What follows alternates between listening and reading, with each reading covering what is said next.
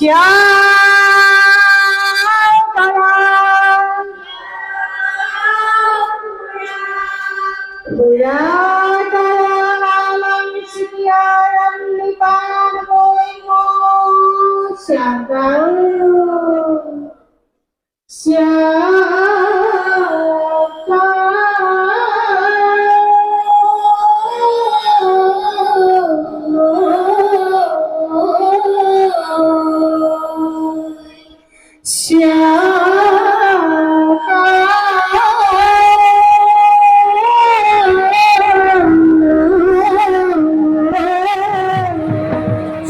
মহোৎসৱৰ আজি অন্তিম দিন আৰু আজি হ'ব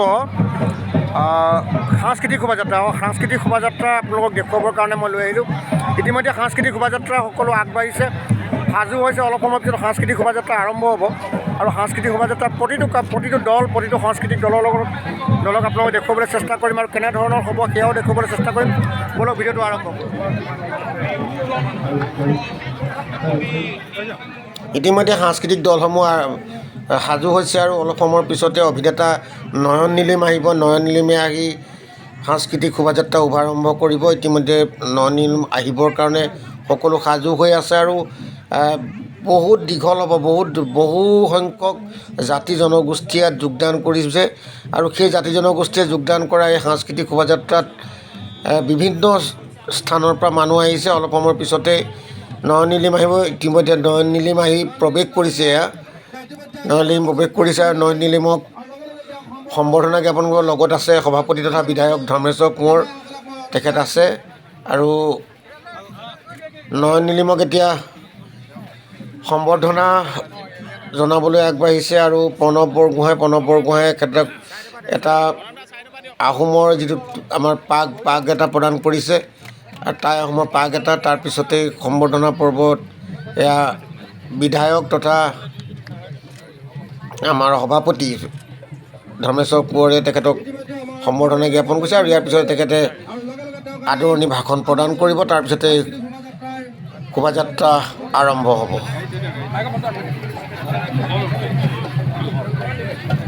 নমস্কাৰ, জয়জতে আজি চৰাইদেউ মহোৎসৱত সমবেত হোৱা ৰাইজক মই অনুৰোধ জনাইছোঁ আৰু আগন্তুক আমাৰ ভোগালী ওলগ জনাইছোঁ। আৰু আচলতে আগতে যিহেতু শিৱসাগৰ জিলা অবিভক্ত শিৱসাগৰ জিলা, আজি তাৰিখত চৰাইদেউ জিলা, শিৱসাগৰ জিলা হওক বা চৰাইদেউ জিলা হওক, সদায় এই জিলাকেইখনেই হওক, এই মোৰ মানুহবিলাক হওক, এই আত্মীয়বিলাক হওক, সদায় মোৰ এটা সাহস হয়। কাৰণ যেতিয়া মোৰ অভিনয় জীৱনৰ আৰম্ভণি বুলি ক'লেও বেয়া নহয়, এইখিনি ঠাইৰ পৰাই কৰিছিলোঁ যিহেতু। সেই গতিকে মই এখন ছবি কৰিছিলোঁ কোঁৱৰ।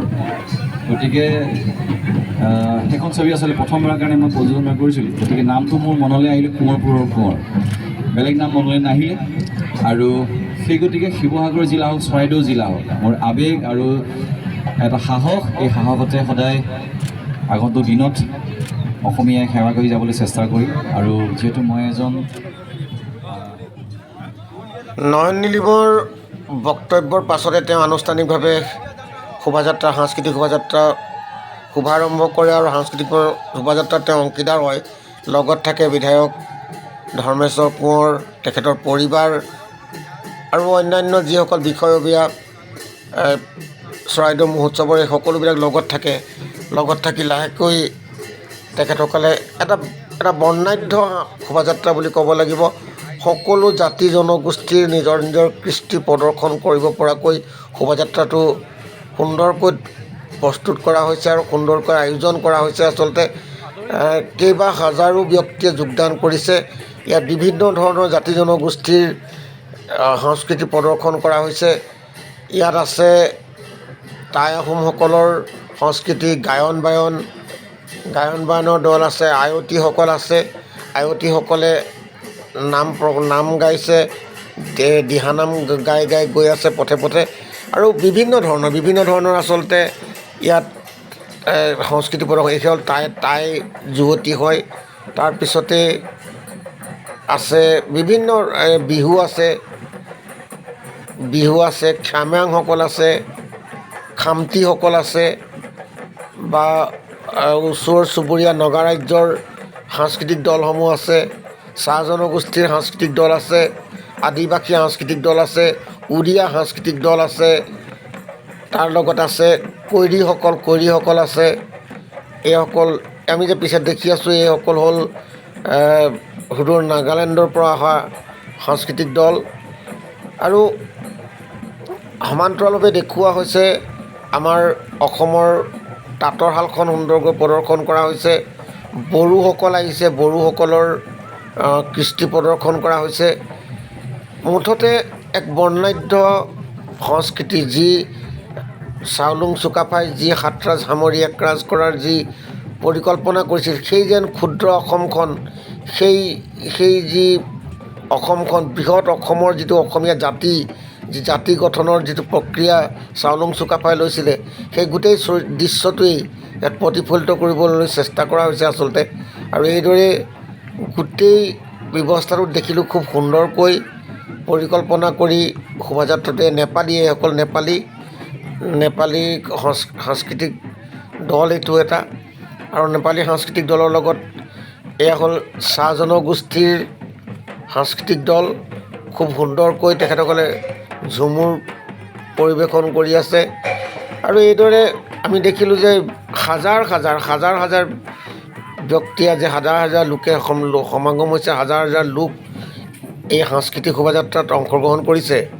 তেখেতসকলে এইসকল হ'ল টাই খামতি, দীঘলী শ্যাম গাঁৱৰ টাই খামতিসকল আহিছে। আৰু তেখেতসকলে নিজৰ পৰম্পৰাগত যি সংস্কৃতি, সেইসকল হ'ল মিচিংসকলৰ নিজৰ পৰম্পৰা সংস্কৃতি প্ৰদৰ্শন কৰিছে। আনফালে এইফালে দেখা গ'ল ঝুমুৰ, আকৌ আমি ঝুমুৰৰ এটা দল দেখা পালোঁ। বিভিন্ন ঠাইৰ পৰা আহিছে চাহ জনগোষ্ঠীৰ বহু সংখ্যক সাংস্কৃতিক দল আহিছে।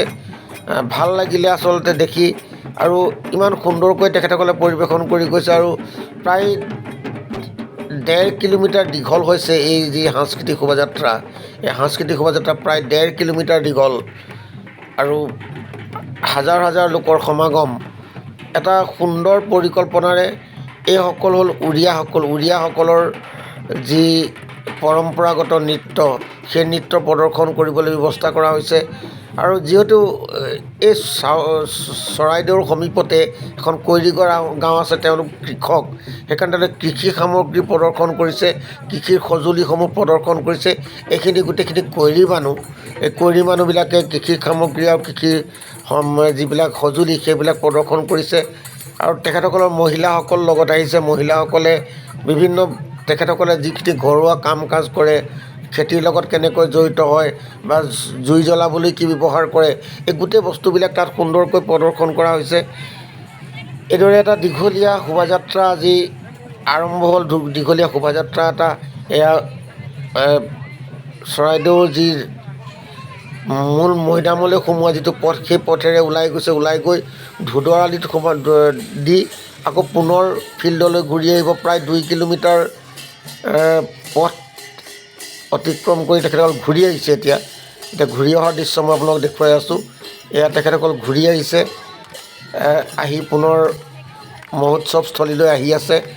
গায়ন বায়নৰ দল, এয়া আয়তীসকলৰ পাছে আহি আছে। এই টাই জনগোষ্ঠীৰ পৰম্পৰাগত পোচাকেৰে যুৱতীসকল এইদৰে সুন্দৰকৈ আহি আছে। এইখিনি বিহুৱতী, আমাৰ বিহুৱতীসকল, ঢুলীয়াসকল, এইসকল ঢুলীয়া নাচনী। এইদৰে প্ৰায় মই প্ৰথমৰ পৰাই কৈ আছোঁ যে হাজাৰ ব্যক্তি, এইসকল ওচৰ চুবুৰীয়া আমাৰ যি নগা ৰাজ্যৰ যুৱতীসকল। আৰু ইয়াত আহিলে আমাৰ যি তাঁতৰ শাল, এই তাঁতৰ শাল লৈ আহিছে। যঁতৰত সূতা কটাৰ পৰা আদি কৰি সকলোখিনি ইয়াত প্ৰদৰ্শন কৰা হৈছে। গামোচা সেয়া দেখিছে, ওলমিয়ে আছে, গামোচা ওলমি আছে সুন্দৰকৈ। ইয়াৰ পিছতে এইসকল বড়োসকলৰ কৃষ্টি প্ৰদৰ্শন। তেনেকৈ এইসকল চাহ জনগোষ্ঠী, পুনৰ এইসকল আহিলে আমাৰ নগা ৰাজ্যৰ যুৱতীসকল, নগা ৰাজ্যৰ সংস্কৃতি এইদৰে প্ৰত্যেকেই নিজৰ নিজৰ সংস্কৃতি প্ৰদৰ্শন কৰিছে। আমাৰ ঢেঁকীশালখননো কিয় এৰি থৈ আহিব? ঢেঁকীশালখনো লৈ আহিলে। এয়া পিঠা পনা বনাই আছে বাইদেউসকলে, খুৰীদেউসকলে পিঠা পনা পূৰা বনাই আছে আচলতে, আৰু ঢেঁকীত খুন্দি আছে। সুন্দৰকৈ প্ৰদৰ্শন কৰা হৈছে, অসমীয়া কলা কৃষ্টি প্ৰদৰ্শন কৰা হৈছে। আৰু এয়া নেপালীসকলৰ সংস্কৃতি, নেপালীসকল আহিছে, নেপালী গোৰ্খা তেখেতসকল ইয়াৰ পিছে পিছে আহি আছে। আচলতে লগত অন্য মানুহো যোগদান হৈ গৈছে। অন্যান্য যিসকল মানুহ আজি চৰাইদেউলৈ আহিছিলে তেখেতসকলো আহি পেলাই এই শোভাযাত্ৰাত অংশগ্ৰহণ কৰিছে। যে শোভাযাত্ৰাটো মানুহ মানে বাঢ়িহে গৈ আছে আচলতে। এই ঝুমুৰ চলি গৈ আছে। মানে যিমানখিনিৰ পৰা আৰম্ভ তাতকৈ বেছি হৈছে। এয়া আকৌ টাই খামতিসকলৰ সেই তেওঁলোকৰ পৰম্পৰাগত যি বাদ্যযন্ত্ৰ, সেই বাদ্যযন্ত্ৰ, তেওঁলোকৰ আধ্যাত্মিক যি বাদ্যযন্ত্ৰ, সেই আধ্যাত্মিক সংস্কৃতি সেইখিনি লৈ গৈছে। আৰু ছাতিটো দেখিছে আপোনালোকে, এইটো এয়া মিচিংসকলৰ সম্পূৰ্ণ সংস্কৃতি প্ৰদৰ্শন কৰিছে। তাৰপিছতে ঝুমুৰ দেখিলোঁ আমি। এইদৰে হাজাৰ জাতি জনগোষ্ঠীৰ লোকে আজি চৰাইদেউ চাওলুং চুকাফাৰ সেই প্ৰথমখন স্থায়ী ৰাজধানী চৰাইদেউত বৰ অসমখন পুনৰ এবাৰ যেন প্ৰতিফলিত কৰিলে, তেনে সুন্দৰ দৃশ্য আজি দেখা গ'ল এই বৰ্ণাঢ্য সাংস্কৃতিক কাৰ্যসূচীত। সপ্তম বৰ্ষৰ চৰাইদেউ মহোৎসৱ, যিহেতু সপ্তম বাৰ্ষিক চৰাইদেউ মহোৎসৱ। আৰু ইতিমধ্যে আমি সকলোৱে জানো যে চৰাইদেউক ইউনেস্কোই বিশ্ব ঐতিহ্য ক্ষেত্ৰ ঘোষণা কৰিবলৈ গৈ আছে। আৰু সেই মুহূৰ্তত চৰাইদেউত এই যে চৰাইদেউ মহোৎসৱ উদযাপন কৰি অহা হৈছে। আৰু এই চৰাইদেউ মহোৎসৱে কিন্তু চৰাইদেউক জনসাধাৰণৰ মাজত প্ৰচাৰ কৰিবলৈ, বিশ্ববাসীৰ মাজত প্ৰচাৰ কৰিবলৈ এক বিশেষ প্ৰচেষ্টা গ্ৰহণ কৰিলে। আৰু এইদৰে আজি গোটেই দিনটো প্ৰায় 2 ঘণ্টা সময় ঐতিহাসিক চৰাইদেউ মৈদামৰ কাষতেই এখন বৃহৎ খেলপথাৰত চৰাইদেউ মহোৎসৱ 2024 সপ্তম বাৰ্ষিক যি চৰাইদেউ মহোৎসৱ, সেই চৰাইদেউ মহোৎসৱ উদযাপিত হোৱাৰ অন্তিম দিনাখনৰ বৰ্ণাঢ্য সাংস্কৃতিক কাৰ্যসূচী, বৰ্ণাঢ্য সাংস্কৃতিক যি শোভাযাত্ৰা, সেই শোভাযাত্ৰা সামৰণি পৰিলে। আৰু গোটেই শোভাযাত্ৰাকাৰীসকল আহি ইতিমধ্যে মূল মণ্ডপত আকৌ প্ৰৱেশ কৰিলে। তাতো অৱশ্যে নৃত্য গীত কৰিবলৈ তেখেতসকলে এৰা নাই। তাৰ মাজত তেওঁলোকে নৃত্য গীত কৰি আছে, আহি আচলতে ভাগৰি যেন যোৱা নাই, যেন এটা নতুন প্ৰেৰণা, নতুন উৎসাহ, নতুন আশা